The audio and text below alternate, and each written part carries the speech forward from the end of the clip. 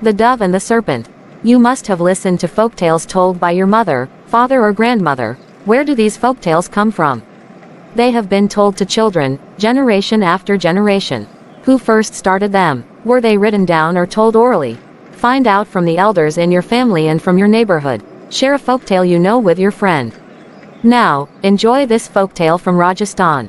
A harmless little dove had made her nest in a big peepal tree, and every year she laid her eggs there. But in a hole in the trunk of that tree, there lived a cruel black serpent, and just when the young ones were growing wings, he would eat them up. The dove would request him to leave her little children alone, and the serpent would say, "I promise never again to touch your children. Do not leave this nest. The next time you hatch your eggs, I shall guard the little ones from all danger." And the dove believed him. So every year, the cunning serpent fooled her. Finally, the dove decided to leave that nest. She chose a tree far away from her earlier home. Soon, in the new nest, she laid 5 little pearly eggs. After some time, the egg shells cracked open and out came 5 rose-colored little doves. The bird's joy knew no bounds. Soon, the little doves were growing wings when there came the heartless serpent again. He crept up the branches angrily and peeped into the nest. Spitting poison, he saw the dove sitting there, singing to her dear little ones.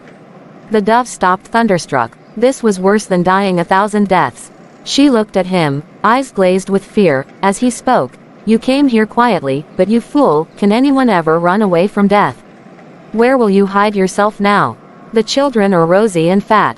What a feast." The snake was afraid of doing any wrong on an Amavas Monday, and so he slid down the tree saying, "Tomorrow, you will not be able to save your children."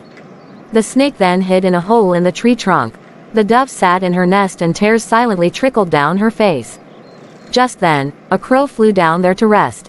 Seeing the dove weeping, he went up to her and asked, "What is the matter, sister? Is there anything I could do for you?"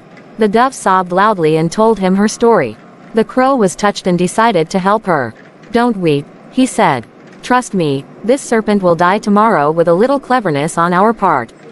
Listen to my plan carefully." The crow's words made the dove feel better and she asked him what the plan was. He said, "Invite the mongoose to dinner today. He has only to see the serpent and he will cut him to pieces." Quickly wiping away her tears, and leaving her children in the care of the crow, the dove flew out to look for the mongoose. She found him sitting just in front of his hole. The dove said, "Brother, I shall worship the sun today. Please come with me to my home for dinner." The mongoose happily accepted the invitation and both of them left together. The dove prepared many tasty dishes for the feast and served them to the mongoose and the crow. The mongoose said, "Sister, if I can be of any help to you, at any time, please do let me know." Hearing these words, the dove wept and said, "My brother, I am in great trouble.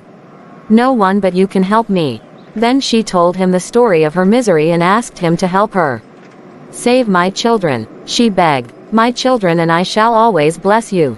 The mongoose replied, "There is nothing more powerful in this world than a blessing. Even if there are 1,000 serpents, they shall not touch a tiny feather of your children's wings." The dove went to sleep feeling that she and her children were safe. With the first rays of sunlight, the serpent climbed up the tree to the nest. As he raised his hooded head and hissed loudly, the mongoose jumped on him and held him so tight by the neck that his hungry eyes stuck out. In a moment, he had been thrown down to the earth. The mongoose quickly ran down the tree, and when the serpent tried to climb up the tree again, he held on to his tail tightly. He pulled him down and beat him till his back was broken. Then, gnashing his teeth, he cried, "Instead of fighting a dove and her young ones, fight with me." And he cut the serpent into bits, and very soon an army of ants swarmed over him. The dove thanked the mongoose saying, "I shall not be able to repay your kindness even in 100 lives." And then, every year the dove laid pearly eggs and hatched rosy little doves, and no serpent disturbed her. Every year, she invited her brothers, the crow and the mongoose, to dinner and served them 32 special dishes.